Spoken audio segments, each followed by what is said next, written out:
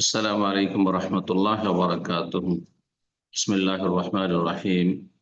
আলহামদুলিল্লাহ রাব্বিল আলামিন ওয়াসসালাতু ওয়াসসালামু আলা সাইয়্যিদিল মুরসালিন নবিয়িনা মুহাম্মদ ওয়া আলা আলিহি ওয়া সাহবিহি আজমাইন, আম্মা বাদ। সম্মানিত শ্রোতা দর্শক মণ্ডলী, যে যেখান থেকে আমাদের সাথে যুক্ত হয়েছেন, আল্লাহ রাব্বুল আলামিনের প্রশংসা এবং রাসূলুল্লাহ সাল্লাল্লাহু আলাইহি ওয়াসাল্লামের প্রতি সালাত ও সালামের পর আজ রবিবার 8ই রবিউল আউয়াল 1447 হিজরি মোতাবেক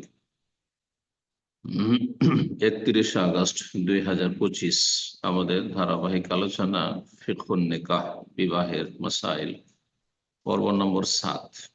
আজকের বিষয়বস্তু হচ্ছে যেসব নারীদের অস্থায়ীভাবে বিবাহ করা হারাম, যেসব নারীরা অস্থায়ীভাবে হারাম, অর্থাৎ তাদের বিয়ে করা স্থায়ীভাবে হারাম নয়, কিন্তু বিশেষ বিশেষ কারণে অস্থায়ীভাবে সেই নারীদেরকে কোনো পুরুষের জন্য বিবাহ করা হারাম। তো এই সংক্ষিপ্ত বিষয়টি আজকে ইনশাআল্লাহ তাআলা তুলে ধরব, যাতে করে আমরা জানতে পারি যে কোন শ্রেণীর নারীরা রয়েছে যারা পুরুষের জন্য অস্থায়ীভাবে হারাম। বলছেন লেখক, মুহাররামাতুন ইলা আমাদ বা ইলা আমাদিন মুহাদ্দাদ, একটা নির্ধারিত সময়কাল পর্যন্ত যেসব নারীদেরকে বিয়ে করা হারাম, অহন্যা, আর তারা হচ্ছে ধারাবাহিক। লেখক 8টি গণনা করেছেন, আর তারপরে তার সাথে সংশ্লিষ্ট আরো কিছু মাসাইল বর্ণনা করেছেন।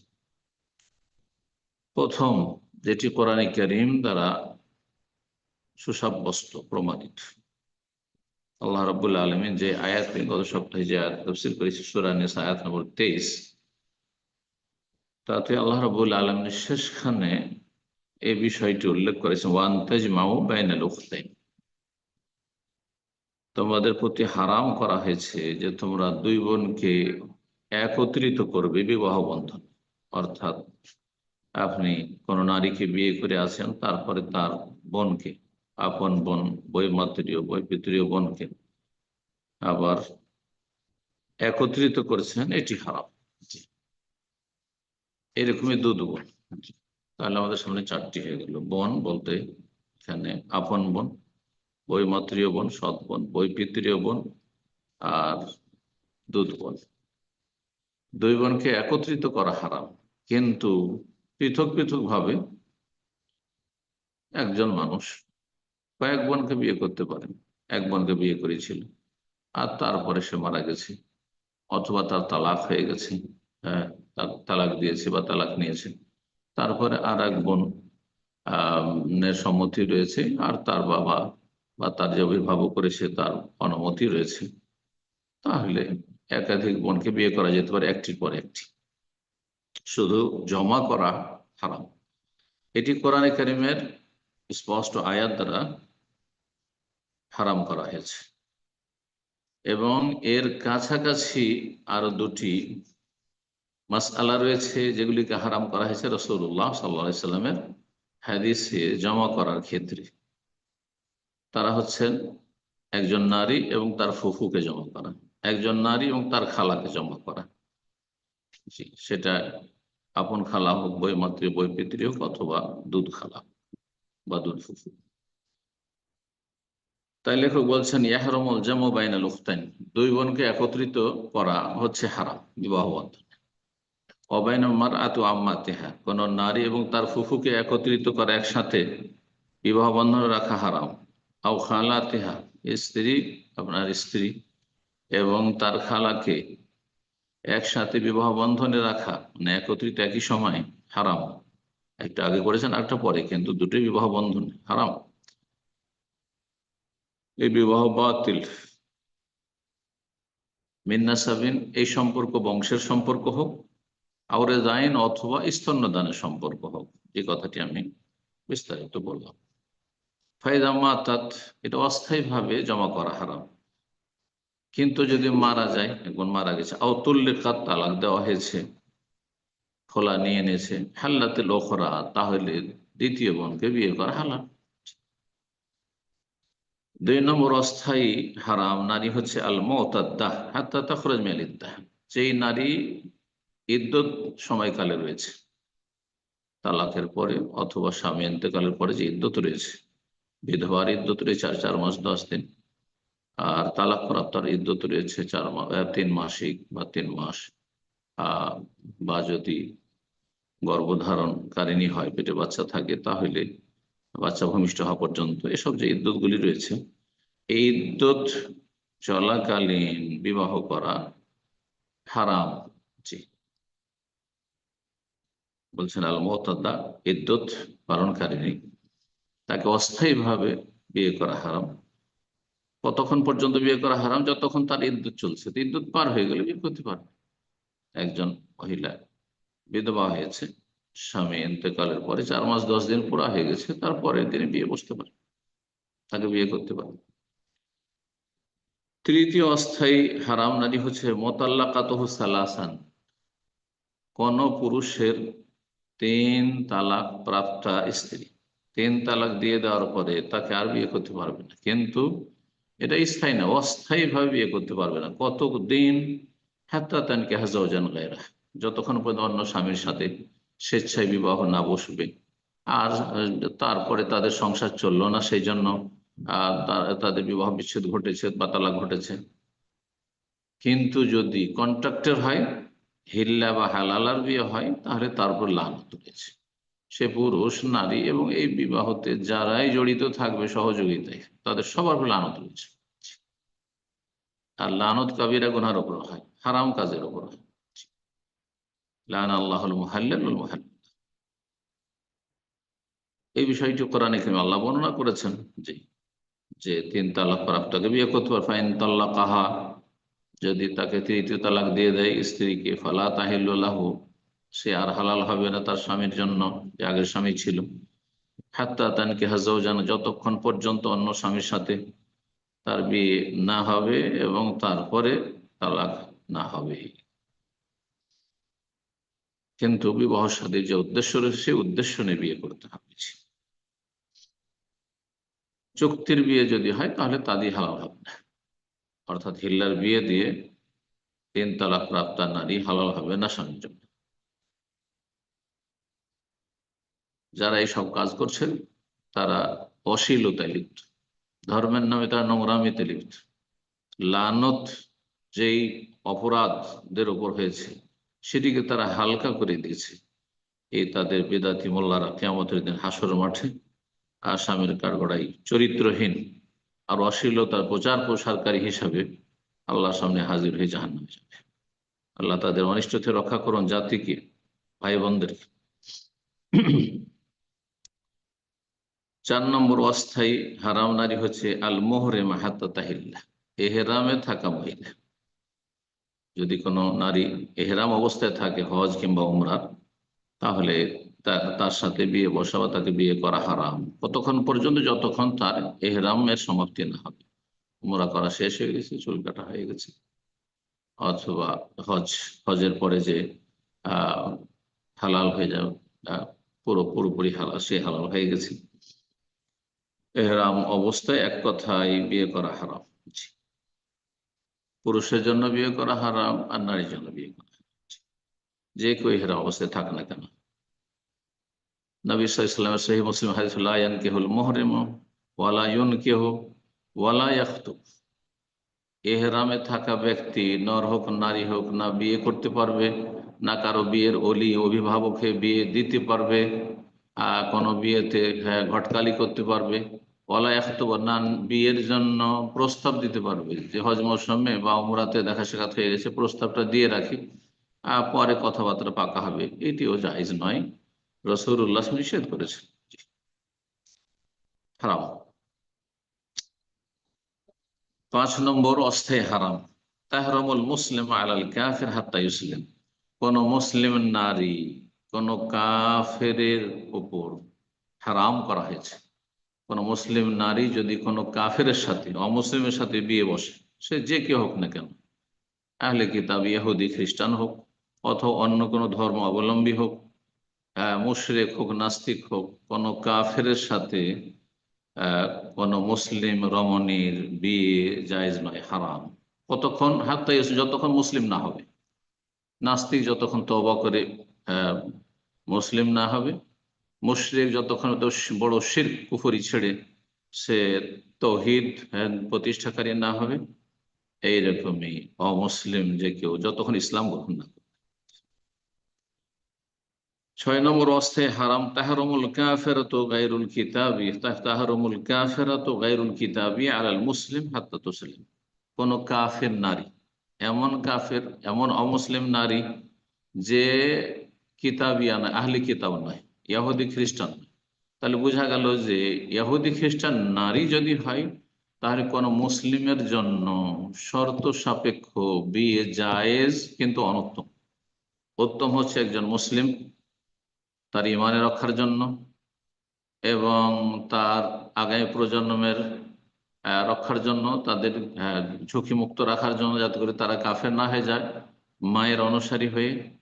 আহ, আর তারপরে একজন মুসলিম কি করে তার রুচি হইতে পারে যে আল্লাহ বিশ্বাসী নয়, আল্লাহর একত্বে বিশ্বাসী নয়, পরকালে বিশ্বাসী নয়, যে রসুলের বিশ্বাসী নয়, যে আপনার কালেমার সাক্ষ্য প্রদান করে না, আপনার সালাত সিয়াম হজ যাকাত ফরাইজ ওয়াজিবাত কিছুইতে বিশ্বাসী নয়, তাকে আপনি কি করে বিয়ে করতে চাইছেন? আপনি যদিও বিশেষ শর্তের সাথে জায়েজ করা হয়েছে কোরআনে কারিমে, সেটি হচ্ছে যদি সতী সাধ্যী হয়। তার সাথে আরেক শর্ত মনে রাখবেন যে আপনাকে নিশ্চিত হইতে হবে যে আপনি ছেলে মেয়েগুলো আপনার অনুসারী করে রাখতে পারবেন।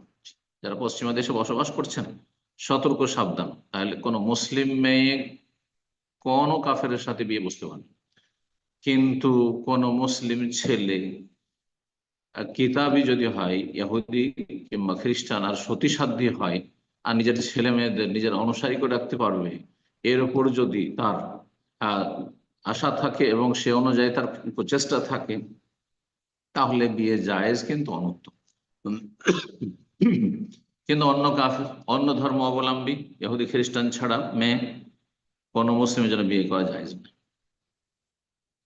সেই জন্য কোনো মুসলিম কোনো হিন্দু মেয়েকে বিয়ে করবে, কোনো বুদ্ধিস্ট মেয়েকে বিয়ে করবে, কোনো নাস্তিক মেয়েকে বিয়ে করবে, কোনো অন্য কোনো ধর্ম অবলম্বী হোক, শিখ মেয়েকে বিয়ে করবে, জায়েজ নয়, হারাম। কতক্ষণ? এটাও ক্ষণস্থায়ী হারাম, হাত্তা তুসলিম, যতক্ষণ ইসলাম না গ্রহণ করবে। ইসলাম গ্রহণ করা শর্ত রয়েছে, কিন্তু আহলি কিতাব যদি হয় তো ইসলাম গ্রহণ করা শর্ত নয়। শর্ত যেগুলি আছে সেগুলি বললাম। 7 নম্বর যে বিষয়টি, অস্থায়ী যে নারী কে বিয়ে করা হারাম, তা হচ্ছে জাওজাতুল গায়র ওয়া মুতাদ্দাতুহু ইল্লা মা মালাকাত ইয়ামিনুহু। অন্যের স্ত্রী, অন্যের স্ত্রীকে, যে অন্যের বিবাহ বন্ধনে আছে, তাকে বিয়ে করা হারাম, তাকে প্রস্তাব দেওয়া হারাম। এমনকি সে তালাক দিয়ে দিয়েছে কিন্তু ইদ্যত চলছে, ইদ্যত চলাকালীন তাকে বিয়ে করা হারাম, তাকে প্রস্তাব দেওয়া হারাম। সূরা নিসার আয়াত নম্বর 24, যে আয়াতটি যেসব নারীদেরকে হারাম করা হয়েছে সে সম্পর্কে আমরা গত সপ্তাহে আলোচনা করেছি। হরমাত আলাইকুম উম্মাহাতুকুম ওয়া বানাতুকুম ওয়া খাওয়াতুকুম, আর শেষখানে আল্লাহ বলেছেন ওয়া আন তাজমাউ বাইনাল উখতাইনি ইল্লা মা কাদ সালাফ ইন্নাল্লাহা কানা গফুরার রহিমা। আর তারপরের আয়াত হচ্ছে আয়াত নম্বর 24, ওয়াল মুহসানাতু মিনান নিসা ইল্লা মা মালাকাত আইমানুকুম, সূরা নিসা আয়াত নম্বর 24, পঞ্চম পারার প্রথম আয়াত। আর বিবাহিত মহিলা, এখানে মহসানাত বলতে বিবাহিতা মহিলা, বিবাহিতা মহিলাদেরকে বিয়ে করা হারাম। যে অলরেডি বিবাহ বন্ধনে আছে কারো, বিয়ে করা হারাম। তালাক হয়ে গেছে কিন্তু ইদ্যুৎ আছে, তাকে বিয়ে করা হারাম, কারণ এখনো তার স্বামীর সাথে তার সম্পর্ক আছে, বৈবাহিক সম্পর্ক আছে, পুরোপুরি বিচ্ছিন্ন হয়ে যায়নি যতক্ষণ ইদ্যুৎ পার হয়নি। 8 নম্বর, লেখক বলছেন তাহরুমুজ জানি ওয়া তালাজ জানি, ব্যভিচারকারিণী মহিলাকে বিয়ে করা হারাম ব্যভিচারকারীর ওপর এবং অন্যের ওপর। তাহলে যে সব মহিলাদের বদচরিত্র রয়েছে, ব্যভিচারের, এই নোংরামের, এই অশ্লীলতার, এই ব্যভিচারিণী মহিলাকে, এমনকি সে যে ব্যভিচারী তার জন্য বিয়ে করা হারাম, তার জন্য বিয়ে করা হারাম, অন্যের জন্য বিয়ে করা হারাম। সূরা নূরে আল্লাহ রাব্বুল বলছেন আয-যানিয়াতু লা ইয়ানকিহু আয-যানি লা ইয়ানকিহু ইল্লা যানিয়াতান আও মুশরিকাতুন আয-যানিয়াতু লা ইয়ানকিহু ইল্লা যানিন আও মুশরিক ওয়া হুররিমা যালিকা আলাল মুমিনিন। কতক্ষণ পর্যন্ত অসতী বা অসৎ চরিত্রের পুরুষকে বা অসতী নারীকে বিয়ে করা হারাম, হাত্তা তাতুবা, লেখক বলছেন যতক্ষণ খালেস অন্তর থেকে তওবা না করিস। তওবা মানে হচ্ছে তওবার শর্তগুলি পুরা করে, গুনাহ বন্ধ করতে হবে, গুনার উপর অনুতপ্ত লজ্জিত হবে, আগামীর জন্য প্রতিজ্ঞা করবে, আল্লাহর কাছে বেশি বেশি ক্ষমা প্রার্থনা করবে, হলুসিয়াতের সাথে, দুনিয়ার কোনো স্বার্থে নাই। আর তারপরে যার সাথে ব্যভিচার করেছে কোন অসৎ ব্যক্তি অথবা অন্য লোকেরা, ততক্ষণ বিয়ে করবে। তওবার সাথে সাথে আর একটি শর্ত রয়েছে, তওবা করবে এবং তার ইদ্যত পার হইতে হবে। তার ইদ্যত হচ্ছে ইস্তেবরাউর রহম, কমপক্ষে একবার মাসিক হইতে হবে, যাতে স্পষ্ট হয়ে যায় যে এই আগের ব্যভিচারের মাধ্যমে পেটে গর্ভধারণ করেনি।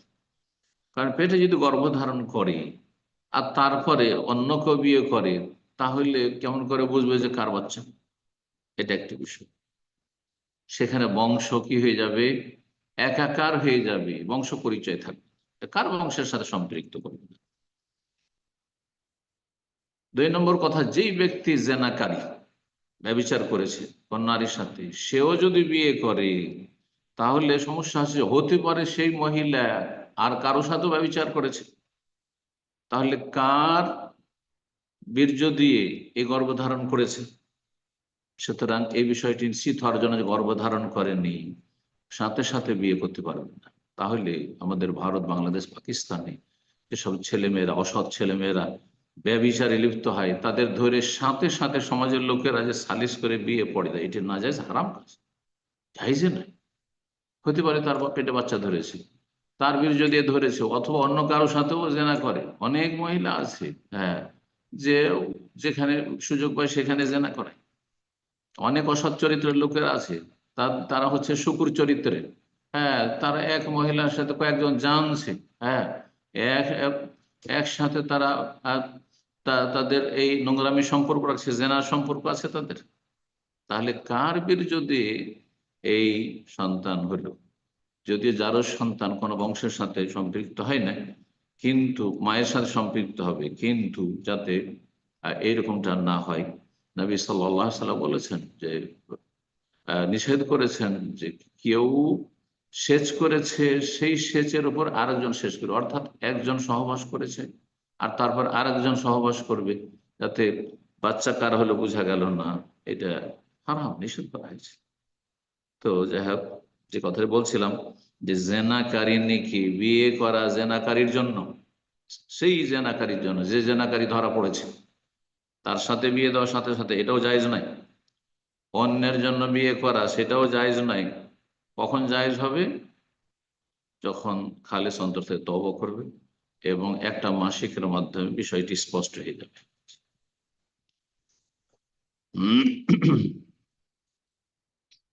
তারপরে আরেকটা মাসআলা লেখক বর্ণনা করেছেন, সেটা হচ্ছে ইয়াহরাম আলা রাজুল আন ইয়াতাজাওয়াজা ইবনাতাহু মিনাজ জিনা। একজন পুরুষ অসৎ চরিত্রে, সে জেনা ব্যভিচার করেছে, আর তারপরে যে মহিলার সাথে জেনা করেছে তার পেটে গর্ভধারণ করেছে, এই যে সেটি হচ্ছে কন্যা সন্তান, কন্যা সন্তান সে। এখন এই পুরুষ যে জেনাকারী, যার বীর্যের মাধ্যমে এই যারও সন্তান হয়েছে, কন্যা সন্তান হয়েছে, একে কি বিয়ে করা যায়? দেখো বলছে না, জায়েজ নয়। যদিও বৈবাহিক সম্পর্ক এখানে ছিল না, জেনার মাধ্যমে সেটি হয়েছে, কিন্তু তার যেহেতু নুতফা, বীর্য থেকেই আহ এই যারও সন্তান জন্মেছে, সুতরাং তাকে বিয়ে করা জায়েজ নয় ওই পুরুষের জন্য। এইরকমই বলছেন ওয়াহরুম আলাল উম্মে তাজাওযুজু ইবনাহা মিনাজ জিনা। কোন মা, তারা যার সন্তান, তার পেটে যার সন্তান ধারণ করেছিল আর সে ভূমিষ্ঠ হয়েছে, আর তারপর ছেলে, সেই ছেলে বড় হয়েছে, যারও সন্তান, এই মহিলাকে বিয়ে করতে পারবে না, বিয়ে করা হারাম, বিয়ে করা হারাম। বরং এই সন্তানকে মায়ের সাথে সম্পৃক্ত করতে হবে। জি। ওয়াল ওয়ালাদু লিল ফিরাশ ওয়ালিল আহির আল হাজার। রাসূলুল্লাহ সাল্লাল্লাহু আলাইহি ওয়াসাল্লাম বলেছেন যে সন্তান সম্পৃক্ত হবে বিছানার সাথে, অর্থাৎ নারীর সাথে, যদি যারও সন্তান হয়। আর যে জেনাকারী ব্যভিচার করেছে, সেই দাবি করে আমার সন্তান আমি নিয়ে যাব না, তার জন্য পাথর রয়েছে, অর্থাৎ সে বিবাহিত হলে তার জন্য রজম সংসার রয়েছে। আর যদি অবিবাহিত হয় তাহলে সে তার এই অধিকার থেকে বঞ্চিত, পাথর মানে এখানে অধিকার থেকে বঞ্চিত, যে তার সন্তান নাই, কারণ বৈবাহিক সম্পর্কের মাধ্যমে আর এই ছেলেটির জন্ম হয়নি, বরং সেটি হচ্ছে যারও সন্তান। উম, আর একটা মাসআলা আলোচনা করে শেষ করব। সেটি হচ্ছে বিয়ের সময় কোন নারীর বা নারীর অভিভাবকের শর্ত লাগানো ছেলের সাথে। বলছেন এজা শারাতাতিল মারআতু আও ওয়ালিয়ুহা আল্লা ইয়াতাজাওয়াজা আলাইহি, কোন মহিলা অথবা মহিলার অভিভাবক যদি শর্ত লাগিয়ে দেয় বিয়ের সময় যে আমি যতদিন আছি ততদিন অন্য কাউকে বিয়ে করতে পারবে না, এটা এখন অনেক বেশি হচ্ছে। আর বেশ কিছু আইম্মা কেরাম সেটাকে জায়েজ করেছেন। আর সৌদি আরবে এর উপর আমল আছে, ইমাম আহমদ হাম্বল মতে জায়েজ, কারণ এই শর্ত যদি মেনে নেয় ছেলে তাহলে জায়েজ। তো বলছেন যে যদি শর্ত লাগে মহিলা অথবা মহিলার অভিভাবক যে আল্লাহ তাজাওয়াজা আলাইহা, আর তার সাথে অন্য কাউকে বিয়ে করতে পারবেন না, অথবা শর্ত লাগে ঠিক আছে আমি তোমার সাথে বিয়েতে সম্মত, বিয়ে বসবো, কিন্তু আমার বাড়ি থেকে তোমার বাড়ি, তোমার বাবার বাড়ি যাব না, আমার বাবার বাড়িতে থাকবো, অথবা আমার নিজের বাড়ি আছে নিজের বাড়িতে থাকবো, তোমার ঘর জামাই হয়ে থাকতে হবে।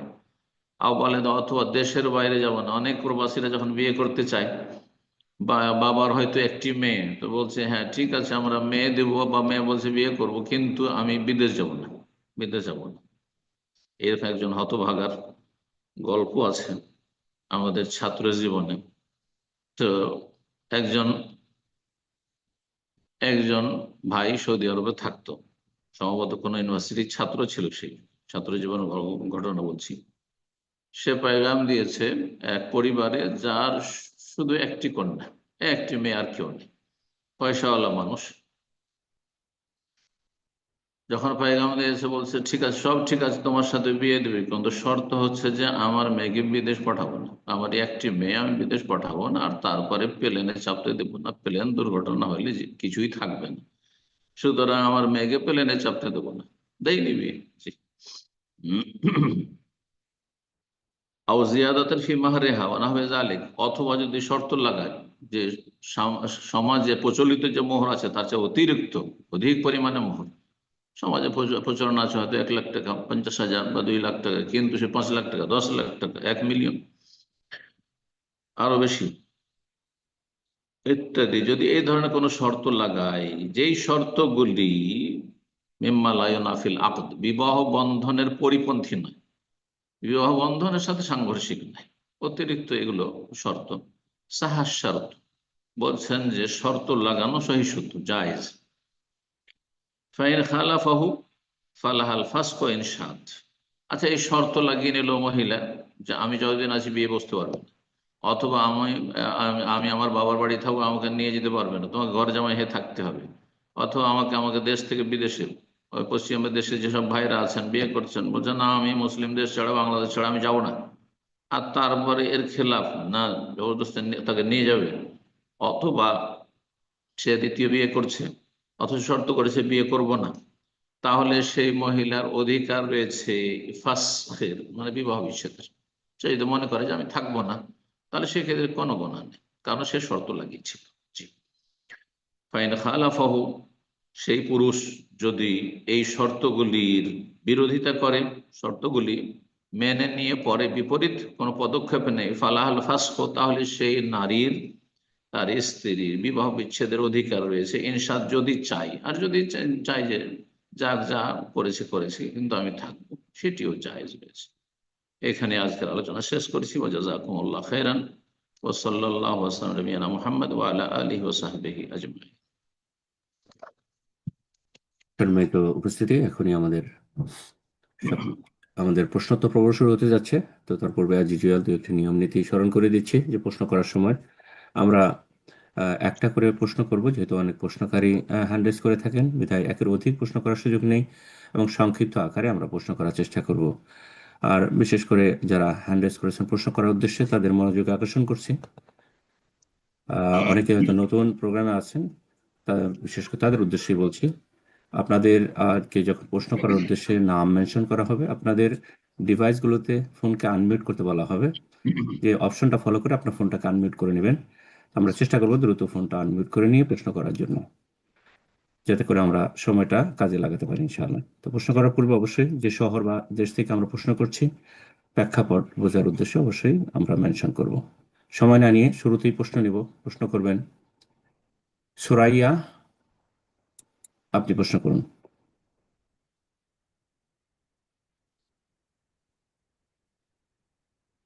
হ্যালো, আসসালামু আলাইকুম শেখ। আসসালাম রহমতুল্লাহ বরকাত। শেখ, জি, আমি আমেরিকা থেকে বলছি। আমার প্রশ্ন শেখ, যদি কেউ হজের ক্ষেত্রে ওয়াজিব ভঙ্গ করে, জামারাতে 13 তারিখ পাথর মারার উদ্দেশ্যে যায়নি, সে 12 তারিখ রাত্রে চলে গিয়েছে কিংবা সন্ধ্যায় চলে গিয়েছে, কিন্তু কোনো এক কারণে আবার আসছে। তার নিয়ত ছিল 13 তারিখ পাথর মারবে না, কিন্তু আসছে, আসে রাত্রে ছিল মিনায় থেকে, সে সকালে উঠে পাথর না মেরে চলে গিয়েছে। এই ক্ষেত্রে কি তার পাথর মারা ওয়াজিব ছিল? তার ওয়াজিব যদি ভঙ্গ হয়, তাহলে কি করণীয়, তার কি দিতে হবে? সে চলে আসছে আমেরিকায়। রাত্রে ছিল সেখানে। হ্যাঁ হ্যাঁ, রাত্রি ছিল। প্রথমত সে চলে গেছে যে রাতে সে 13 তারিখ পাথর মারবে না, তারপর কোনো এক কারণে সে আসছে, এসে থাইকা সকালে না মেরে চলে গেছে। ও আচ্ছা, নিয়ত করে চলে গেছে।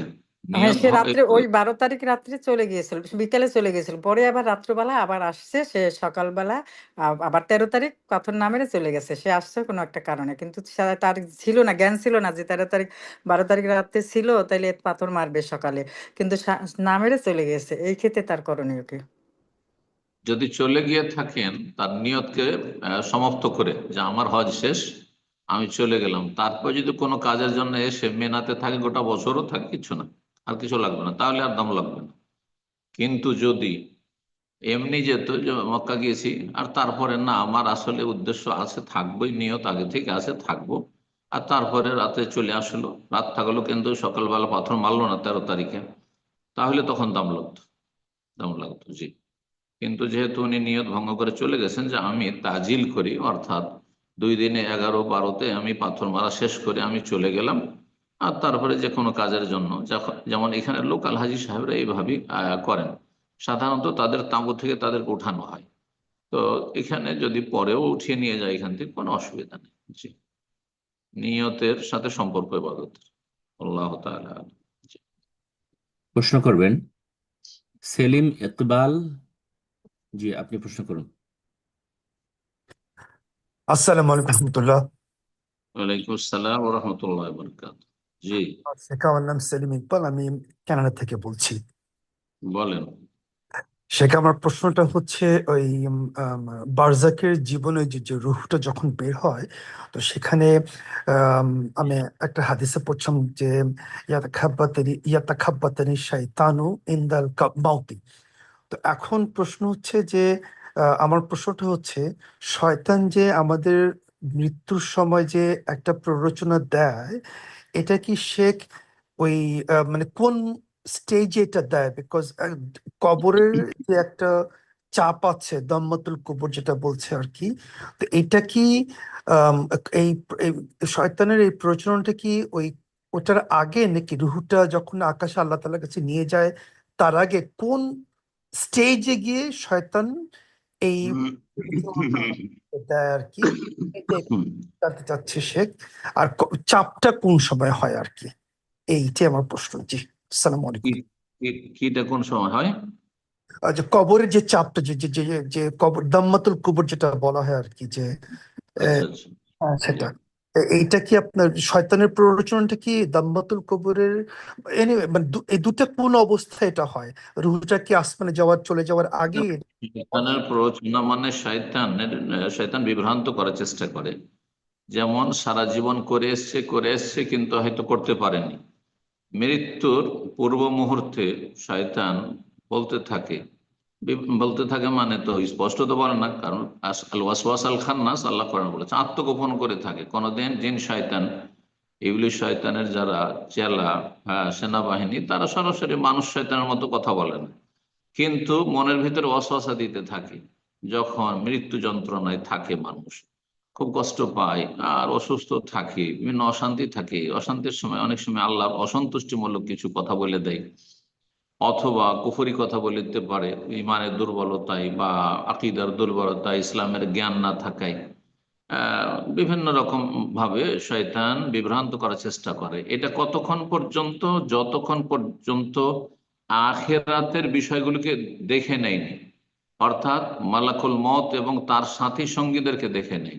কারণ মালাকুল মউত তাদেরকে দেখে নিলে তওবার দরজা বন্ধ। যখন তওবার দরজা বন্ধ, তো পাপের দরজা কি করে খোলা থাকবে? না, কোনো দরজা খোলা নেই তখন। আশা করি বুঝতে পেরেছেন। জি। তো তখন মানুষের তখন হুঁশটা চলে যেতে থাকে। মালাকুল মউতকে যখন দেখে নেয়, তখন এই দুনিয়ার সাথে আর কোনো সম্পর্ক তার থাকে না। জি। মৃত্যুর একেবারে পূর্ব মুহূর্তে যখন আখিরাতের বিষয়গুলি নিশ্চিত হয়ে যায় যে এখন আমার মরণ সামনে, মালাকুল মউত এসে হাজির, সে দেখতে পাচ্ছে, বুঝতে পারছে, সেই সময় আর দুনিয়ার কোনো কিছু থাকে না তার। কারণ ওই সময় তওবার দরজাও বন্ধ হয়ে যায়, তেমনি শয়তানের গুমরাহির সুযোগও বন্ধ হয়ে যায়। তাহলে তার আগ পর্যন্ত চলতে থাকে। জি, এটা হচ্ছে উদ্দেশ্য। উদ্দেশ্য এটা নয় যে বেদাতি সুফিরা পীররা এই বিষয়টিকে অনেক বাড়াবাড়ি করে বর্ণনা করে, এমনটা বিষয় নয়। আসলে মানুষ যদি তৌহিদের উপর থাকে, সুন্নাহর উপর থাকে, ফরজ ওয়াজিব ঠিকভাবে আদায় করে, হারাম নাজায়েজ থেকে বেঁচে থাকে, আর তওবা ইস্তেগফার করতেই থাকে, এর মাধ্যমে নিজেকে আপডেট করতে থাকে, তো শয়তান যখন সুস্থ অবস্থায় সুযোগ পায়নি, আশা করা যায় শেষখানেও সুযোগ পাবে না ইনশাল্লাহ। কিন্তু নিজের ইমানটা হইতে হবে দ্বীনের জ্ঞান ভিত্তিক, এলেম ভিত্তিক, আমল তাকওয়া থাকতে হবে। জি, তাহলে শয়তান সুযোগ পাবে না। জি। আর যে বিষয়টি জিজ্ঞেস করেছেন যে কবরের চাপটা কখন হয়, কবরে যখন রেখে দেওয়া হয় আর তারপরে তখন চাপ হয়, সেটা মুনকার নাকির তো সাথে সাথেই চলে আসে। তাহলে মুনকার নাকির যখন সাথে সাথে চলে আসে, আল্লাহ তাআলা আলাম, তো তোমার মুনকার নাকির সওয়ালের পরে হয়, অথবা তার আগে হইতে পারে। হাদিসে এমন স্পষ্ট নেই যে মুনকার নাকিরের আগেই সে দম্মাতন হয়, কিন্তু সবাইকে কবর চাপে। এখন কি জন্য চাপে, দেখেন কি জন্য চাপে, এটা একটি বিষয়। সাদ বিন মুআয রাদিয়াল্লাহু তাআলা আনহু, যিনি খন্দকের যুদ্ধে শহীদ হয়েছেন এবং তার মাধ্যমে বড় একটি আল্লাহ বিচার ফায়সালা নিয়েছেন, তার ফায়সালা মানতে ইহুদিরা রাজি হয়েছিল, কিন্তু রাসূলুল্লাহ ফায়সালা মানতে রাজি হয়নি। আসমান থেকে আল্লাহর যে চূড়ান্ত ফায়সালা, সেই ফায়সালাই সাদ বিন মুআয রাদিয়াল্লাহু তাআলা আনহুর জবান দিয়ে আল্লাহ করিয়েছিলেন। তার ক্ষেত্রেও নবী সাল্লাল্লাহু আলাইহি ওয়াসাল্লাম বলেছেন। তো এর মানে এ নয় যে তার কোনো পাপ ছিল, আর পাপ থাকলে সদস্য কবর চেপে ধরে। ওলামারা আর একটি কথাও বলেছে, সেটি হচ্ছে যে সবাইকে চেপে ধরে, কিন্তু আল্লাহ নেক বান্দাদেরকে মহব্বতের চাপে চেপে ধরে। যেমন কোনো ব্যক্তিকে যখন খুব বেশি মানুষ ভালোবাসে, তখন এত আবেগী হয়ে যায় যে কোলাকুলি করতে গিয়ে, মানাকা করতে গিয়ে এমন ভাবে চেপে ধরে নেয় যে ছাড়তেই চাইবে।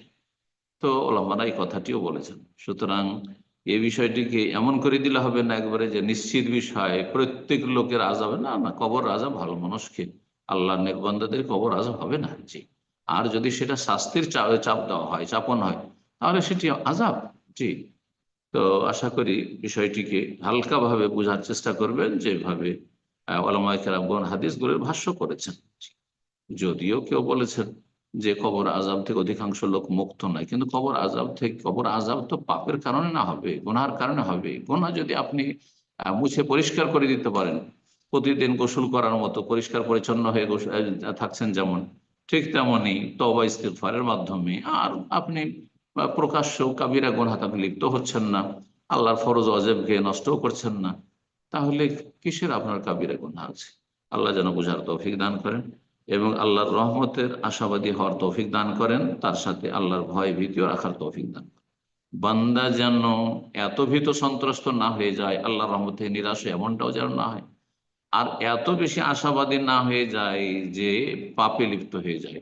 এই জন্য আশা এবং ভয় ভীতি, আর রাজা ওয়াল খৌফ, দুটি হচ্ছে পাখির ডানার মতো একজন মুসলিমের। দুটোই যেন আল্লাহ রাব্বুল আলামিন আমাদেরকে দান করেন। বারাকাল্লাহু ফিক। এ পর্যায়ে প্রশ্ন করবেন মাহমুদা জি, আপনি প্রশ্ন করুন। আসসালামু আলাইকুম রহমতুল্লাহ। সম্মানিত শায়েখ, আমি মাহমুদা আমেরিকা থেকে বলছি। জি বলেন। জি শায়েখ, আমরা জানি যে ইবাদতের ক্ষেত্রে নিয়তটা খুবই গুরুত্বপূর্ণ, কিন্তু একটা স্পেসিফিক হাদিস যেটা বুখারীতে আসছে সেটা সম্পর্কে আমরা ওইভাবে জানতাম না। যেমন বলা হচ্ছে যে মুসলিম ব্যক্তি সোয়াব লাভের আশায় তার পরিবার পরিজনের জন্য যা কিছু খরচ করবে তার সবই তার সাদাকা হিসেবে গণ্য হবে। এখন যেহেতু আমাদের অজ্ঞতার কারণে এই জিনিসগুলো আমরা জানতাম না, এখন ছেলে মানুষ যারা পরিবারের পুরুষ সদস্য তারা সব রকমের ব্যয় বহন করে পরিবারের, বা ভাই বোনকে সাহায্য সহযোগিতা করে, বা আত্মীয় স্বজনকে সাহায্য সহযোগিতা করে, কারণ তারা সমস্যায় আছে, বা এটা আমাদের সমাজে একটা নিয়ম যে আমার আছে আমি তাকে সাহায্য করব, কিন্তু হয়তো ওই নিয়তটা ছিল না যে আমি এর বদলে আল্লাহর থেকে সওয়াব লাভের আশা করতেছি, মানে স্পেসিফিকলি। বা মহিলারা সন্তান প্রতিপালন করে বাসায়, বা বাসাবাড়ির কাজকর্ম যতটুকু করে। তো এতদিন পরে যখন আমরা এগুলো জানলাম, তো সেই ক্ষেত্রে আমাদের 30 40 50 60 70 বছর যাদের, মানে এই যে আমাদের ব্যাকে যত কাজ হয়ে গেছে এগুলা এখন কি আমরা প্রতিদানে কি আশা করতে পারি, মানে এটার কি হিসেবে এটা কাউন্ট হবে আর কি, যদি বলতেন। জাযাকাল্লাহ খাইরান। বারাকাল্লাহু ফিক। গুরুত্বপূর্ণ প্রশ্ন। জি, দেখেন, যে কোনো ভালো কাজের ক্ষেত্রে রাসূলুল্লাহ সাল্লাল্লাহু আলাইহি ওয়াসাল্লাম বলেছেন ইহতিসাবের কথা। ইহতিসাব মানে নেকির আশা রাখা, নেকির আশা রাখা। যদি নেকির আশা না থাকে আর কল্যাণমূলক কাজ করে মানবতার কারণে, মায়া মমতার কারণে, বংশীয় সম্পর্কের কারণে, আহ, ইত্যাদি ইত্যাদি, তাহলে আসল যে কাজটি, ভালো কাজটি, সেটির সওয়াব পাবে, সর্বনিম্ন একটা সাদাকার সওয়াব পাবে। কিন্তু সাদাকার সওয়াব তো একটি স্তরে নেই। একটি সাদাকা 1 থেকে 10 হয়, 10 থেকে 100 হয়, 100 থেকে 700 হয়, 700-র পরে আল্লাহু ইউদাইফু লিমান ইয়াশা ওয়াল্লাহু ওয়াসিউন আলিম। আল্লাহ কোরআনে ইরশাদ করেছেন, তারপরে আল্লাহ বহুগুণে বর্ধিত করতে পারে, এবং আল্লাহ হচ্ছেন প্রাচুর্যময়, আল্লাহ হচ্ছেন সর্বজ্ঞ। তো এই যে অতিরিক্ত নেকিগুলো হয়তো, সেই নেকিগুলি কমে যাবে, সর্বনিম্ন সাদাকার নেকি পাবে। এখন কতটা পাবে সবাই একই স্তরের নয়। কোন পরিস্থিতিতে খরচ করেছে, সংকটের সময় খরচ করেছে, নাকি অভাব ছিল না সেজন্য খরচ করেছে, তারপর খরচ করতে গিয়ে আবার অপচয় করে আরেক গুনাহ করেছে নাকি, না কৃপণতা অবলম্বন করেছে, আছে তারপরও কৃপণতা করেছে, মধ্যম পন্থা অবলম্বন করেছে কিনা, বিভিন্ন দিক রয়েছে এই সবগুলির। তো সব দিক মিলিয়ে মানুষের নেকি 1 থেকে নিয়ে আপনার সেটা কয়েক শত, যেটা বললাম যে হতে পারে, বহু গুণে আল্লাহ বর্ধিত করতে পারেননি, কিন্তু সবাই একই স্তরের নয়। যে কোনো ইবাদতের ক্ষেত্রে, সালাত ক্ষেত্রে রাসূলুল্লাহ সাল্লাল্লাহু আলাইহি ওয়াসাল্লাম হাদিস রয়েছে যে একজন মানুষ সালাত পড়ে বের হয়, আর সে সালাতের কেউ 10 ভাগের 1 ভাগ পায়, কেউ 9 ভাগের 8 ভাগের 7 ভাগের 6 ভাগের 5 ভাগের 4 ভাগের 1 ভাগ পায়, এইভাবে। জি, কেউ অর্ধেক পায়। আর অল্প মানুষ আছে যারা আহ পূর্ণ নেকি পায়।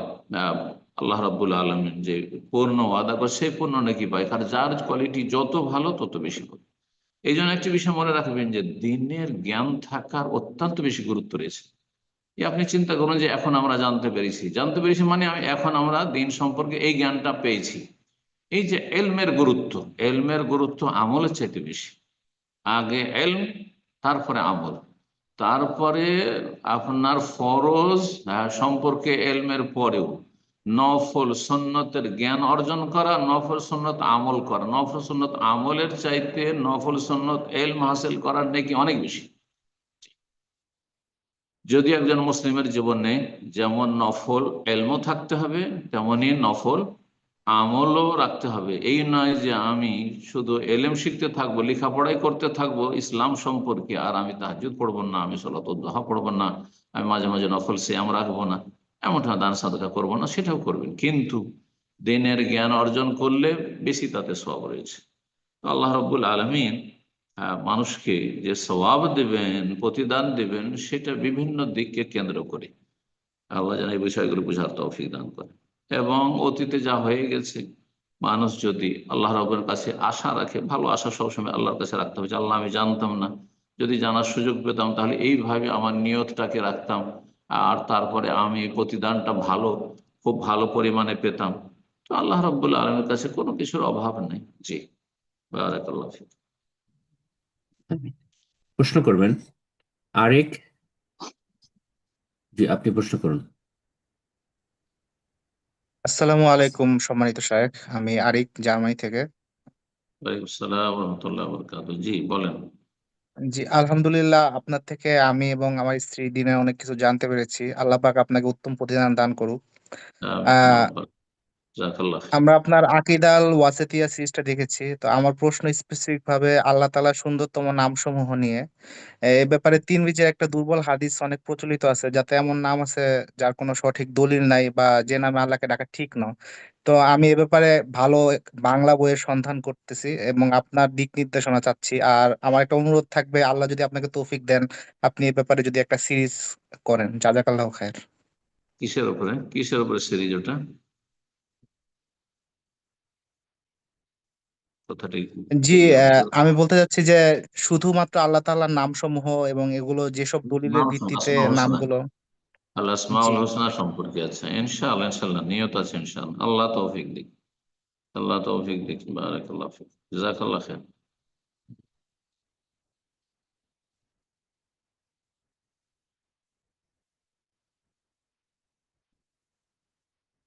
জি, অন্য কেউ? জি, জাজাকাল্লাহ খায়ের। এ পর্যায়ে প্রশ্ন করবেন কাজী ইভা। জি, আপনি প্রশ্ন করুন। আসসালামু আলাইকুম রহমতুল্লাহি আবরাকাতু সম্মানিত শাইখ।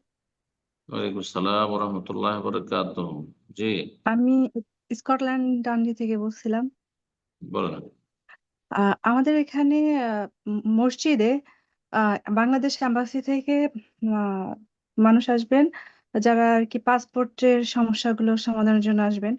তো এখানে নারী পুরুষ সব একত্রিত হবে। তো এটা কতটা জায়েজ মসজিদের মধ্যে এই কাজগুলো করা, বা এখানে যাওয়া কতটা জায়েজ হবে? মসজিদের ভিতরে? ইয়া এ- জি। না, মসজিদের ভিতরে এগুলো কাজ জায়েজ না।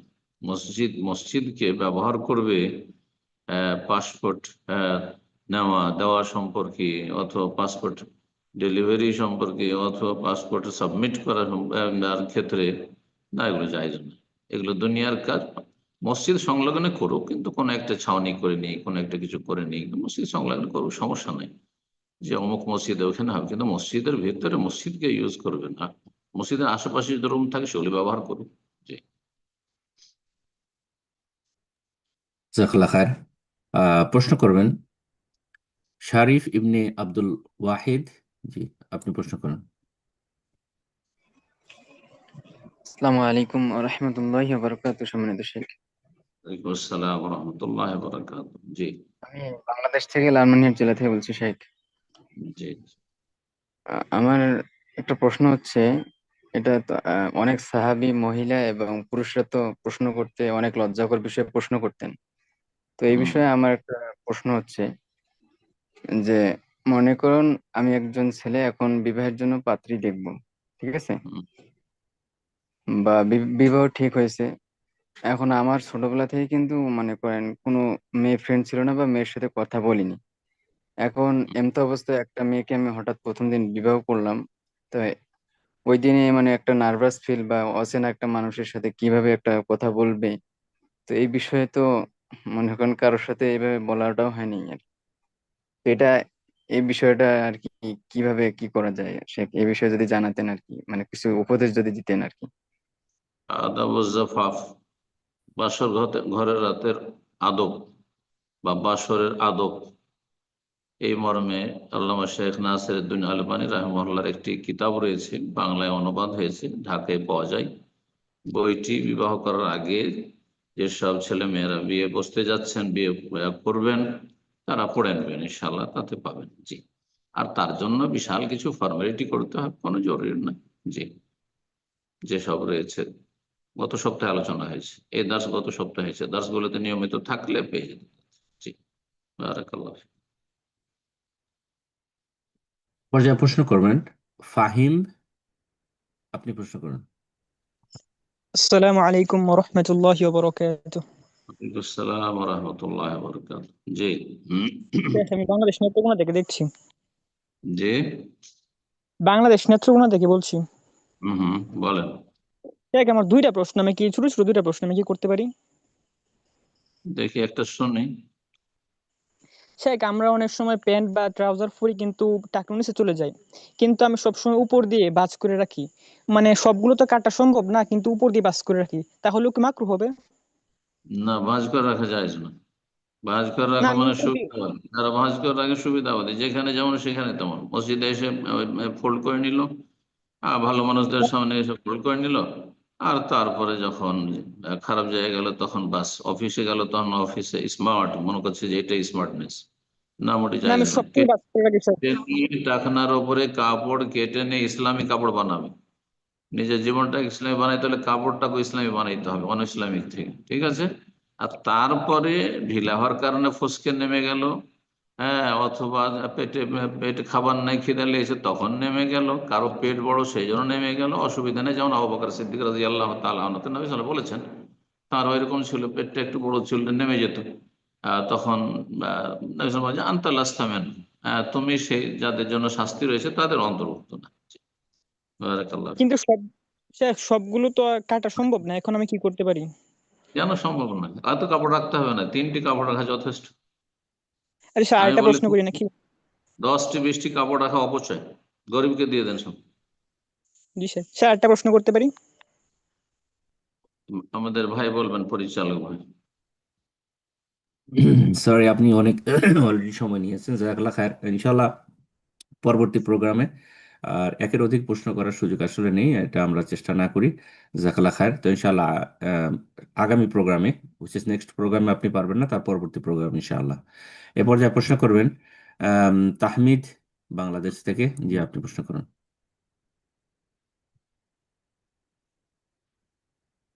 আসসালামু আলাইকুম। ওয়ালাইকুম আসসালাম ওয়া রাহমাতুল্লাহি ওয়া বারাকাতুহু। জি, শেখ, আমি বাংলাদেশ রাজশাহী থেকে। বলেন প্রশ্ন। শেখ, আমার একটা সমস্যা আছে যে মানে প্রসাব করার পরে দেখা যায় যে ফোঁটায় ফোঁটায় প্রসাব মানে পড়তেই থাকে, এবং এটা ওয়াসওয়াসা না, আমি বারবার চেক করে দেখেছি যে প্রায় 15 থেকে 30 মিনিট পর্যন্ত এটা হয়। আর এই জন্য চিকিৎসাও করেছি আমি, হোমিওপ্যাথি এলোপ্যাথি করে দেখেছি, কোনো তেমন একটা লাভ হয়নি। তো এখন আসলে মানে বাইরে থাকা অবস্থায়, কাজে থাকার সময় বা বাইরে যখন থাকি ওই সময় নামাজের সময় হয়ে যায়, তখন যদি টয়লেট ইউজ করি বা হলো জরুরত সম্পন্ন করি, তখনও তো এরকম সমস্যা হয়। তারপর দেখা যায় যে ফজরের নামাজের সময় এখন এই 15 বা 20 মিনিট সময় নেওয়ার জন্য ফজরের নামাজের পূর্বে কমপক্ষে আধা ঘন্টা আগে ঘুম থেকে উঠতে হয়, মাঝে মাঝে আধা ঘন্টা আগে ঘুম থেকে না উঠতে পারলে দেখা যাচ্ছে ফজরের জামাত কাজা হয়ে যাচ্ছে। তো হুম, মানে এই প্রশ্ন অবস্থায় প্রশ্ন এত লম্বা না হলে প্রশ্ন বুঝে নিয়েছি। মানে এই অবস্থায় মানে আর কি করব, মানে এই অবস্থায় যে হুকুমটা কোনো কেমন হবে? উত্তর হচ্ছে, যে কোনো অবস্থায় সালাত আদায় করতে হবে, যে কোনো অবস্থায় সালাত আদায় করতে হবে। আর 15-20 মিনিট বসে থাকা দরকার নাই। ক্লিয়ার হচ্ছে না, প্রথম কথা চিকিৎসা করাতে হবে পারলে। আর যদি তাতে না ভালো হয়, চিকিৎসার সাথে সাথে তাহলে 2 মিনিট 4 মিনিট একটু অপেক্ষা করবে, পরিষ্কার ক্লিয়ার করার জন্য, যে পেশাবটা ক্লিয়ার হয়ে যাবে। তাতেও যদি না হয় তো আল্লাহ ধরবেন না। যে কোনো অবস্থায় বাড়িতে থাকলে যদি দেখা যায় নিশ্চিত আমার কাপড় খারাপ হয়ে গেল বেশি পরিমাণ, তাহলে কাপড় বদলে নেবেন। আর যদি সামান্য 1-1 ফোঁটা হয়তো সন্দেহ শুধু হচ্ছে, তাহলে পানি ছিটিয়ে নেবে সন্দেহ অশোয়াশা দূর করার জন্য। সালাত আদায় করো। বাইরে থাকলে যে কোনো অবস্থা অক্ত পার হওয়ার আগেই সালাত পড়তে হবে। জি। আর 20 মিনিট করে বাথরুমে বসে থেকে ফজর ছাড়লে হবে না, এটা ওয়াসওয়াসা, এটা ওয়াসওয়াসার রোগ। এভাবে ওয়াসওয়াসা তৈরি হয়। 2 মিনিট, 1 মিনিট, 3 মিনিট এইরকম একটু চেষ্টা করবে ক্লিয়ার করে নেওয়ার, বাস, এর বেশি না। এর বেশি গেলে অস্বস্যা শুরু হয়ে যাবে। জি, আল্লাহ হেফাজত করুন। প্রশ্ন করবেন রুহুল আমিন তাপাদার, আপনি প্রশ্ন করুন। সালাম আলাইকুম রহমতুল্লাহি বারাকাতু। ওয়ালাইকুম আসসালাম রহমতুল্লাহ বরকাত। জি, শেখ শেখ আমি রুহুল আমিন আয়ারল্যান্ড থেকে বলছিলাম। মাশাআল্লাহ, বলেন। শেখ, আমার প্রশ্ন হচ্ছে আজকের এই মানে যাদের যাদের কাছে মানে মুনাফিকের চরিত্র বা মুনাফিকের মানে যার মানে আচরণ যাদের মধ্যে আছে, অনেক মুসলিম আমাদের পরিচিত বা আত্মীয় স্বজন, এদের সাথে আমাদের আচরণটা কেমন হবে? একই সাথে আমাদের আত্মীয় স্বজন অনেকেই নিকটাত্মীয় যারা চরম বিদাতের মধ্যে আছে, বিদাতি কার্যকলাপে মানে ওরা ডুবিয়ে আছে। তো এখানে আমাদের মানে কিছু বলতে গেলে অনেক কটূক্তি বা অনেক ওরা আমাদের ইগনোর করে। তো এই ক্ষেত্রে ওদের সাথে আমাদের আমার বা আমাদের আচরণটা কেমন হবে শায়েখ? জাযাকাল্লাহ। তাদেরকে প্রভাবিত করবেন, প্রভাবিত হবেন না। যদি প্রভাবিত করতে পারেন, আপনার রঙে রঞ্জিত করতে পারেন, তাহলে সম্পর্ক রাখবেন, উঠা বসা করবেন। আর যদি দেখেন না যে তাদের রঙে রঞ্জিত হয়ে যেতে পারি, আশঙ্কা লাগছে, তাহলে দূরে সরে থাকবেন। দূরত্ব বহাল রেখে রোগী, ছোঁয়াচে রোগে আক্রান্ত রোগী এর পাশে একবার ঘনিয়ে মানুষ বসেন না, একটু দূরে থেকে তার রোগ ভালো করার চেষ্টা করে, তার সেবা শুশ্রূষা করার চেষ্টা করে, তাকে হাসপাতালে নিয়ে যাওয়ার চেষ্টা করে আত্মীয় স্বজনরা। ঠিক তেমনি এরা হচ্ছে মুসলিম সমাজের বেদাতিরাই হোক অথবা মোনাফিকি, যাদের চরিত্র রয়েছে, আকীদার মোনাফিক নয়, চরিত্র রয়েছে, হ্যাঁ, তার সাথে বড় বড় অপরাধ রয়েছে, কাবিরা গুনাহ রয়েছে, হ্যাঁ, মেলা।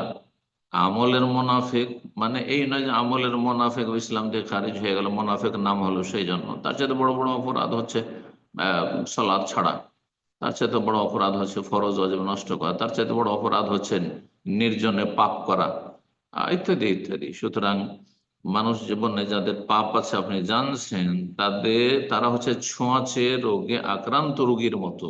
এইরকম পেশেন্ট থেকে সামাজিক কিছুটা দূরত্ব বহাল রেখে তাদের নিকট আত্মীয়রা তাদের পাশে থাকার চেষ্টা করে, ঠিক তেমনই করবেন আশেপাশের লোকের সাথে। যারা খারাপ আচরণ করবে তাদের সাথে ভালো আচরণ করবেন। ইদফা বিল্লাতি আহসান। আল্লাহ বলছেন যে ভালো দিয়ে মন্দকে দূর করো, পানি দিয়ে পেশাবকে পরিষ্কার করো। বেদাতিরা গালমন্দ করে এখন, তাদের এই বেদাতিদের গালি আর বেদাতিদের বদ আচরণ হচ্ছে পেশাবের মতো, তাদের চরিত্র হচ্ছে পেশাবের মতো, হ্যাঁ, ময়লা আবর্জনার মতো। সুতরাং আপনি পানি ব্যবহার করবেন, উত্তম আখলাক, সবর করবেন, তাদের সাথে নম্র আচরণ করবেন এবং তাদের হিতাকাঙ্ক্ষী হবেন, তাদের প্রমাণ করার চেষ্টা করবেন সমাজে যে আপনি তাদের হিতাকাঙ্ক্ষী, তারা ভুল পথে আছে, তাদেরকে আপনি জান্নাতের পথে নিতে চান। জি, আল্লাহ তৌফিক দান করুন। আমিন। এ পর্যায়ে প্রশ্ন করবেন নাজমুল হক। জি, আপনি প্রশ্ন করুন। আসসালামু আলাইকুম রহমতুল্লাহ। সম্মানিত স্যার, সালাম রহমতুল্লাহ বরকাতুহু। জি বলেন। গাজীপুর বাংলাদেশ থেকে বলছিলাম। হুম। আমার প্রশ্ন হলো যে আমরা সকাল সন্ধ্যায় যে জিকির গুলো, সূরার যে জিকির গুলো, তিন কুল বা সূরা ফাতিহা এইগুলো বলি, তো প্রত্যেকবার কি আউযুবিল্লাহ কিংবা বিসমিল্লাহ পড়া আবশ্যক, না একবার বললেই হয়ে যায়? হবে এরকম এই বিষয়টা আর কি। আউযুবিল্লাহ প্রথমে, আর বিসমিল্লাহ। সূরা ফাতিহা তো সকাল সন্ধ্যার জিকির, আমার জানা নেই। সকাল সন্ধ্যার জিকির সূরা ফাতিহা আছে নাকি? তো জানা নেই, আল্লাহু আ'লাম। নেই। হ্যাঁ, সূরা ইখলাস, ফালাক, নাস আছে, আহ, এগুলো আছে। জি, ঘুমাবার সময় সূরা কাফিরুন আছে, সূরা সিজদা আছে। যাই হোক, যেসব জিকির পড়বেন আপনি আন্দাজের উপর পড়বেন না, হ্যাঁ, শুনে শুনে শুধু পড়বেন না, বরং একটু এ সম্পর্কে জ্ঞান অর্জন করে শিখে, ভালো যেগুলো অথেন্টিক নির্ভরযোগ্য বই, ভালো আলেমদের, সেগুলি থেকে অথবা তাদের আলোচনা থেকে আপনি শিখবেন। জি। আর এগুলি আর ক্ষেত্রে আউযুবিল্লাহ শুধু সূরা পাঠের ক্ষেত্রে, অন্য কোনো জিকিরের ক্ষেত্রে নেই। বিসমিল্লাহ জিকির আজকারের জন্য বিসমিল্লাহ পড়ে জিকির আজকার শুরু করতে, এখন কেউ আউযু বিকালিমাতিল্লাহি তাম্মাতি মিন শাররি মা খালাক দিয়ে শুরু করছে, সেই জন্য সে বিসমিল্লাহির রহমানির পড়বে না। জিকির আজকারের জন্য বিসমিল্লাহর কোনো প্রয়োজন নাই, কিন্তু কেউ যদি পড়ে যে আমি ভালো কাজ শুরু করছি, তো আশা করি জায়েজ। সূরার আগে আউযুবিল্লাহ বলা, বিসমিল্লাহ বলা সুন্নাত, ফরজ নয়, এটাও মনে রাখেন। সূরার আগে আউযুবিল্লাহ বিসমিল্লাহ বলা সুন্নাত। একমাত্র সূরা ফাতিহার ক্ষেত্রে ইখতিলাফ রয়েছে। সূরা ফাতিহার অংশ যারা বলেছেন বিসমিল্লাহির রহমানির রহিমকে, এবং সেটি প্রথম আয়াতে বলেছেন, তারাই শুধু বিসমিল্লাহ বলা ফরজ বলছেন, সেটাও সালাতের ভিতরে। জি, আল্লাহু আ'লাম। প্রশ্ন করবেন খাদিজা আক্তার। জি, আপনি প্রশ্ন করুন। আসসালামু আলাইকুম শাহেখ, আমি বাংলাদেশ কুমিল্লা থেকে। ওয়ালাইকুম আসসালাম ওয়া রাহমাতুল্লাহি ওয়া বারাকাতুহু। বলেন। জি শাহেখ, আমার প্রশ্ন হলো, আমার বাবার বাড়ি মানে কোনো দিনী পরিবেশ নেই, আমার শ্বশুর বাড়িতে কোনো দিনী পরিবেশ নেই। আপনার মানে দিনের পথে মোটামুটি কেউই চলে না, এরকম একটা পরিবেশ। তো আমরা এতদিন পর্যন্ত আপনার অজ্ঞতার ভিতরে ডুবেছিলাম। তো এখন মনে হয় আল্লাহ পাক আমাকে হেদায়েতের পথে ডাকতেছে এরকম মনে হয় নিজের কাছে। তো এখন শায়েখ মানে আমি আমার ছেলে মেয়ে 3 জন ছেলে মেয়ে ছোট ছোট, তো ওদেরকে চাচ্ছি দিনদার হিসেবে গড়ে তোলার জন্য, আর নিজেও দিনের পথে চলার জন্য, নিজের ফ্যামিলিটাকেও একটা দিন মানে দিনী পরিবেশ গড়ে তোলার জন্য। তো শাহেক হুম এইখানে সবচেয়ে বড় সমস্যা হচ্ছে, মানে আমার স্বামী কোনোভাবে আমাকে আমাকে দিনের পথে চলতে মানে আপনার বাধাগ্রস্ত করতেছে। আমার ছেলে মেয়েকে দিনদার হিসেবে গড়ে তুলতে মানে আপনাকে কোনো সাহায্যই করতেছে না। উনি যে একটা কর্তা, পরিবারের মানে কর্তৃত্ব করবে, মানে উনি কোনো বাচ্চাদের কোনো শাসনই করে না, বাচ্চাদের আপনার মানে অন্যায়গুলো উনি সবসময় প্রশ্রয় দেয়। উনি বাচ্চাদের কখনো কোনো দিনের ইলমের কোনো শিক্ষা তো দেয়নি, আমি দিলে এগুলো তো উনি আমাকে গালিগালাজ করে। আল্লাহ হেদায়েত এখন করুন, হেদায়েত এখন করুন। শাক আমার হলো, আমি এই পরিবেশে আমি কিভাবে মানে নিজেই কিভাবে মানে আপনার শরীয়ত মোতাবেক চলবো, আর নিজের ছেলে মেয়েদের কিভাবে দিনদার হিসেবে গড়ে তুলবো, শাক আমার প্রশ্ন হলো এটা। জাযাকাল্লাহ খাইর। আল্লাহ সহজ করুক আপনার জন্য। ইয়া আইয়ুহাল্লাযীনা আমানু কু আনফুসাকুম ওয়া আহলিকুম নারা, হে ঈমানদারগণ, তোমরা নিজেকে আগে জাহান্নামে আগুন থেকে রক্ষা করো, তারপর নিজের পরিবার, স্বামী, মহিলার ক্ষেত্রে আহ ছেলেমেয়েরা, তারপরে বাপ মা, শ্বশুর বাড়িতে থাকলে তাদের পরিবারের লোক, তারপরে তাদের চেষ্টা করবে তাদেরকেও জাহান্নাম থেকে উদ্ধার করার। তারা ভুল পথে আছে, দিনের কোনো পরিবেশ নেই, ফরজ ওয়াজিবের হেফাজত নেই, হারাম নাজায়েজ চলছে প্রকাশ্যে, যেখানে সেসব খারাপ পরিবেশ থেকে আল্লাহ মুসলিম ভাই বোন ভালো মানুষদের আল্লাহ হেফাজত করুন, এবং খারাপদেরকে আল্লাহ হেদায়েত দান করুন, তাদের অনিষ্ট থেকে রক্ষা করুন, তাদের কারণে যেন আল্লাহ আমাদেরকে পকড়াও না করেন।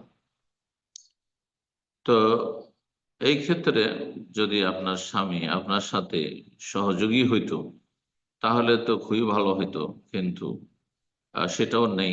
বড় দুঃখের বিষয় যেটি বললেন। আল্লাহ হেদায়েত করুক তাকে, যেমন আল্লাহ আপনাকে হেদায়েত করেছেন, এবং ছেলে মেয়েদেরকে আল্লাহ দিনের উপর রাখুক, দোয়া করি। আপনি দেখেন, প্রথম কথা, ছেলে মেয়েদের প্রতিপালনের ফরজ দায়িত্ব হচ্ছে বাবার। 1 নম্বরে বাবাকে আল্লাহ জিজ্ঞেস করবেন। মেয়েদের যতটা ক্ষমতা রয়েছে, সীমিত ক্ষমতা বাড়িতে ছেলে মেয়েদের ইসলামী পরিচর্যার, ইসলামী তরবিয়তের, আর তাদের যতটা শেখাতে পারবে, দেখাশোনা যতটা করতে পারবে ততটা চেষ্টা করে যাবে। কিন্তু আসল জবাবদেহিতা রবের সামনে করতে হবে বাড়ির পুরুষ ব্যক্তিকে। সুতরাং আল্লাহ যেন তাকে হেদায়েত দান করে।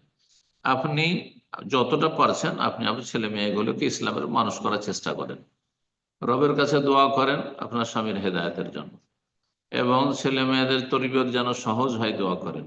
ইব্রাহিম আলাইহিস সালামের দোয়াগুলি করেন যে আল্লাহ আমাকে আমার ছেলে মেয়েদেরকে শিরক থেকে রক্ষা করো, আমাকে আমার ছেলে মেয়েদেরকে নামাজি বানিয়ে রাখো। এই দোয়াগুলি করেন। আল্লাহ রাব্বুল আলামিন দোয়া শুনবেন মুমিন বান্দার ইখলাসের সাথে করলে। যে সময়গুলি দোয়া কবুল হয় সেই সময়গুলি দোয়া করেন, এই পরামর্শ দেব। আল্লাহ যেন সহজ করেন। আর যদি স্বামী আপনার সাথে একমত হয়, দেখেন যে আপনার বাবার বাড়িতে ইসলামের পরিবেশ না, ইসলাম বিরোধী পরিবেশ, শ্বশুর বাড়িতে এরকম অবস্থা, তাহলে এই দুই খারাপ পরিবেশ থেকে ভিন্ন জায়গায়, ভালো জায়গায় থাকার চেষ্টা করবেন পরিবার নিয়ে। এটা হচ্ছে সমাধান, যদি সম্ভব হয়। আল্লাহর কাছে তার জন্য দোয়া করুন, আল্লাহ সহজ করুন। আমি এরপর যা প্রশ্ন করবেন কামরুজ্জামান, যে আপনি প্রশ্ন করুন।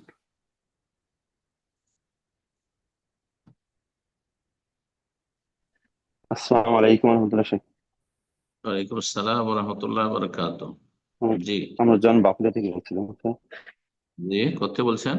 বাঁকুড়া থেকে। জি জি জি, জি, বাঁকুড়া। বলেন, ভালো আছেন? বলেন। শেখ আমি একটা, জি আলহামদুলিল্লাহ শেখ, আপনি কেমন আছেন? আপনার আওয়াজ ক্লিয়ার না কেন? মাইকে ডিস্টার্ব না আপনার আওয়াজে ডিস্টার্ব? একটু জোরে বলেন, ক্লিয়ার। আপনার কথা শুনতে পাচ্ছি ক্লিয়ার শেখ। শুনতে পাচ্ছেন এখন? আপনার কথা শুনছি, একটু আসতে। শেখ আমি আমি একটা মাসলা জানতে চাচ্ছিলাম যে আমরা যখন এখানে থাকি, সেখানে আমাদের এক মুফতি সাহেব, আমাদের এক ভাই কদিন আগে আলাপ করতেছিল, ফতোয়া দিয়েছিল যে হয়তো কোথাও কিছু পড়ে ফেললাম, কামরুজ্জামান ভাই, আপনার যদি টাকা মাইক্রোফোনটা চেক করুন, অথবা নেটওয়ার্ক প্রবলেম হচ্ছে, আপনার কথাগুলো অস্পষ্ট ভেঙে ভেঙে যাচ্ছে। তা আপনি মাইকটা চেক করুন অথবা নেটওয়ার্কটা চেক করে কথা বলুন ইনশাআল্লাহ। জি,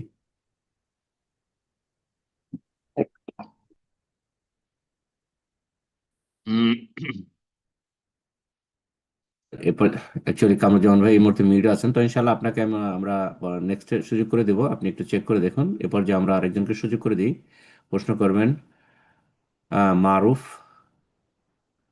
জি, আপনি প্রশ্ন করুন।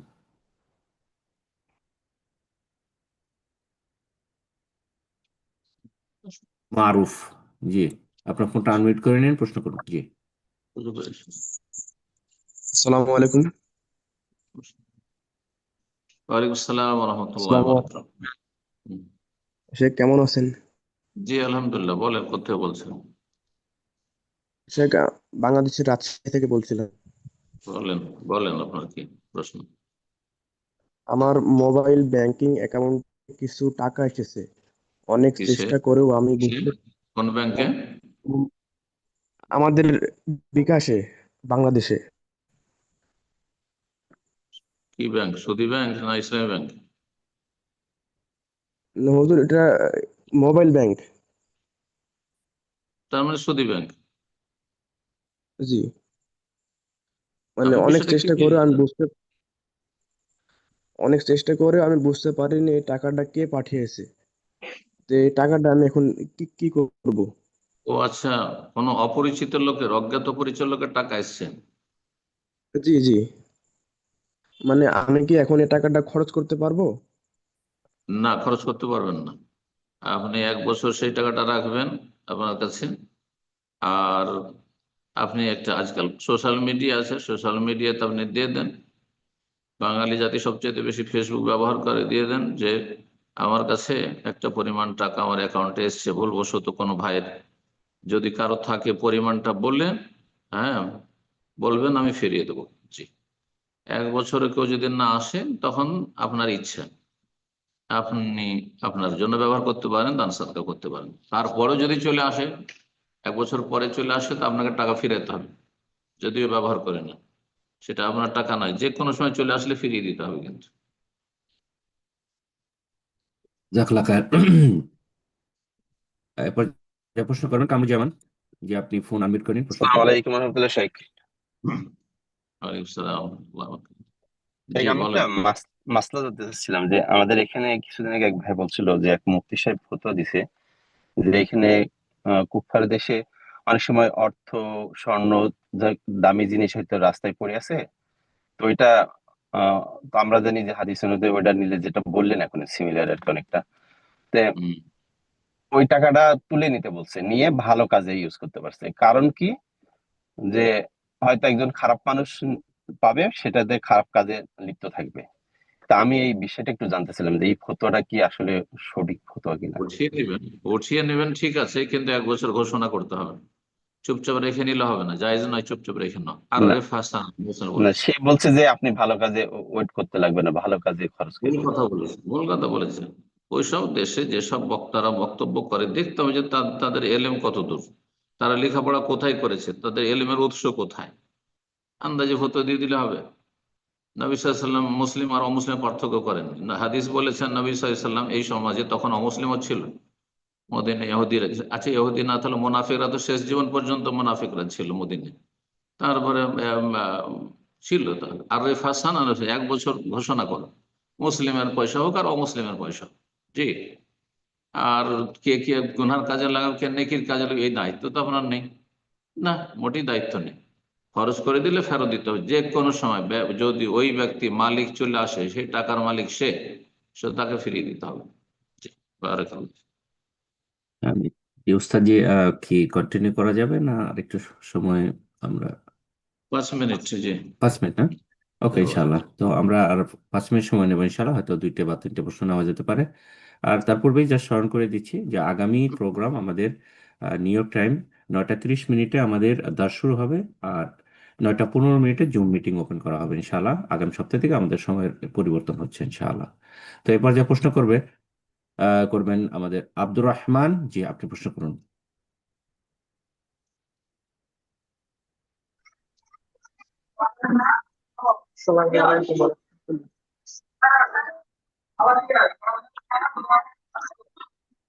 জি, আপনার আসসালামু রহমতুল্লাহ। বাংলাদেশ ফটোখালি থেকে বলছি। শোনা যাচ্ছে না, ডিস্টার্ব আওয়াজ। আমি যেখানে কন্টিনিউ নামাজ পড়ি, আমাদের এখানে আশেপাশে 5টা মসজিদ। কিছু বোঝা যাচ্ছে না। 2টা মসজিদের আব্দুর রহমান, ব্রাদার, আপনার কথা ক্লিয়ার বোঝা আমাদের যাচ্ছে এখানে না। আশেপাশে আমাদের এখানে 5টা মসজিদ। তো 2টা মসজিদের ইমামের আকীদা হচ্ছে তারা খুতবায় বলে, তারপর মুনাজাতে বলে যে তাদের আকীদা ওই আল্লাহর কুদরতি হাতে বিশ্বাসী, কুদরতি পায়ে সিজদা দেয়, এরকম কথা বলে। আর তাদের পিছনে সালাত পড়া জায়েজ নাই।